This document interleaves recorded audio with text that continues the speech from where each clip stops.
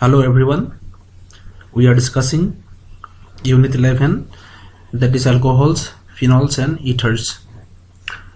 In our previous classes we have completed or we have studied about alcohols and phenols, their IUPAC nomenclature, their method of preparation, physical and chemical properties, and then we have discussed some important chemical reactions of alcohols and phenols. So in today's class we will discuss ethers. So at first we will discuss physical properties of ether and then preparation of ether. So at first let us discuss what are actually ethers. So ethers are organic compound having the ROR or ROR- functional group. Here the R represents one alkyl group. Okay, the R may be either CH3 or C2H5. Okay, so ethers are the compound having these functional group. And then let us discuss nomenclature of ethers. So simple ethers are named as, if the ether is unsymmetrical, then alkyl ether, and then if the ether is symmetrical, then it is named as dialkyl ether. Okay, so symmetrical ether means when both the alkyl groups along both sides of oxygen are same, and unsymmetrical ethers are those when the alkyl groups are different. So ROR is symmetrical ether and ROR- is unsymmetrical ether.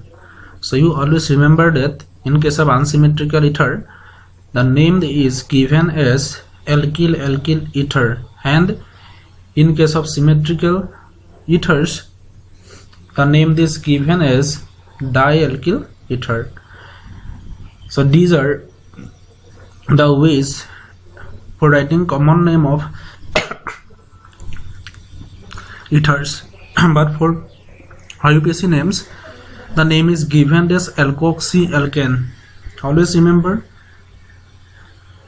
the part having higher number of carbon atoms is considered as alkane, and the other part having lower number of carbon atoms is considered as alkoxy along with the oxygen.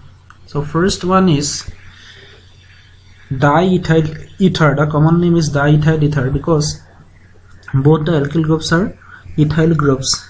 But when we consider the IUPAC name, then the name is ethoxyethane because in both part same number of carbon atoms are present. Therefore we can use any one part as alkoxy and another part as ethane.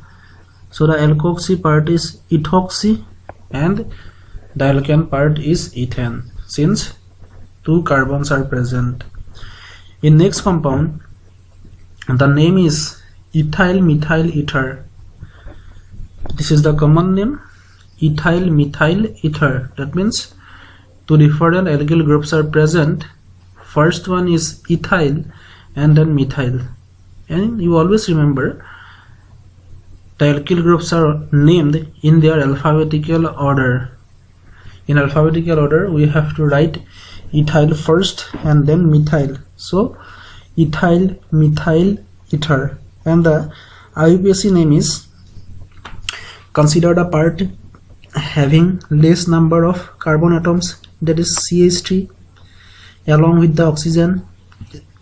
When we consider the alkane having one carbon, then the alkane is methane, but in this case we are considering along with the oxygen, therefore the name is methoxy, and then the alkane is ethane, since two do carbon atoms are present. Okay, so we have learned how ethers are named for their common names and then for their IUPAC names. Then let us discuss physical properties of ether. So in case of ether, two lone pair present in the oxygen atom and the shape is similar as water, having bone angle 109.5 degree. That means the bone angle is 109.5 degree. Okay, and ethers are generally polar due to electronegativity of oxygen atom, and since the oxygen is not bonded with hydrogen atom, therefore ethers have moderate melting and boiling point. Okay, hydrogen atom is not bonded with oxygen, hence hydrogen bonding is not present in ether. Okay, and then ethers are generally water insoluble, but always remember that lower ethers are soluble in water due to formation of intermolecular hydrogen bonding with water. Ether cannot form intermolecular hydrogen bonding with each other, but ether can form intermolecular hydrogen bonding with water, and hence lower ethers are soluble in water and higher ethers are insoluble in water. Okay, and one question usually arrives in exam. The question is, explain why ethers have lower melting and boiling point than alcohols. The reason is, in case of ethers, intermolecular hydrogen bonding is absent, but in case of alcohols, intermolecular hydrogen bonding is present. Therefore ethers have lower melting and boiling point than alcohols. Okay, and then diethyl ether is very important organic solvent. It is polar in nature, water insoluble, and its boiling point is 35 degrees Celsius. Due to its low boiling point, it is very flammable and forms explosive peroxides. Okay, that means diethyl ether catches fire very easily. Okay, and it is very high risk to use diethyl ether without proper guidance. And then let us consider industrial synthesis for diethyl ether or simply ether. Okay, so at first, when ethanol is heated with H2SO4, that means sulfuric acid, at 413 Kelvin or 440 degrees Celsius, then the product is diethyl ether. Okay, and water, and this reaction is known as dehydration of alcohol. But always remember, the temperature is the key factor for the reaction. When the temperature is 440 Kelvin or 108 degrees Celsius, then the ethanol is converted into ethylene or ethene. Okay, and hence this reaction is very important. Generally the temperature is very important. Okay, and there are some limitations of this method. By this method, only symmetrical ethers can be prepared, and since the condition is very specific, therefore mixtures of alkene and ethers are formed when the temperature is not maintained. After that, another method. The first one is industrial method, and the second one is very important method, and this method is known as Williamson synthesis. During Williamson synthesis, sodium alkoxide is treated with alkyl halide. This one is alkyl halide, and then sodium halide is formed along with ether. The previous method was not useful for preparation of unsymmetrical ethers, but using this method we can simply prepare unsymmetrical ethers. Okay, but in this case the alkyl halides should be methyl or primary.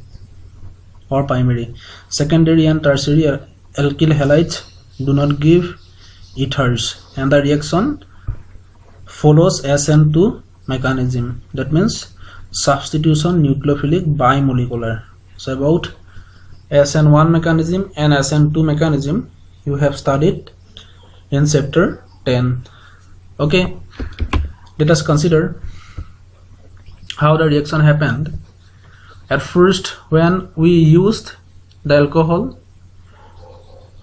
with sodium metal, then sodium alkoxide is formed, and then when another alcohol is treated with hydrogen halide, then alkyl halide is formed, and they both combine to give the ether. The example is, this one is isopropyl alcohol, and when isopropyl alcohol is treated with sodium, then isopropyl sodium alkoxide is formed. And again, this one is propanol. When propanol is treated with HBr, then 1-bromopropane is formed, and both of them combine together to give the ether. In this case we are using only primary alkyl halide, but we can use secondary and tertiary sodium alkoxide. So we have learned about how ethers can be prepared by Williamson's synthesis. Now let us consider what happened when we used secondary or tertiary alkyl halides. So in next example we are using primary sodium alkoxide and secondary alkyl halide, and in this case the product is not ether but the product is an alkene. Okay, so in today's class we have learned about how ethers are named accordingly, common name and IUPAC name, and then we have learned about physical properties of ether, and then we have learned about two important methods for preparation of ether which are in our NCERT book, that means in our syllabus. So in our next class we will discuss chemical reactions of ether. Okay, so that's all for today's class. Thank you.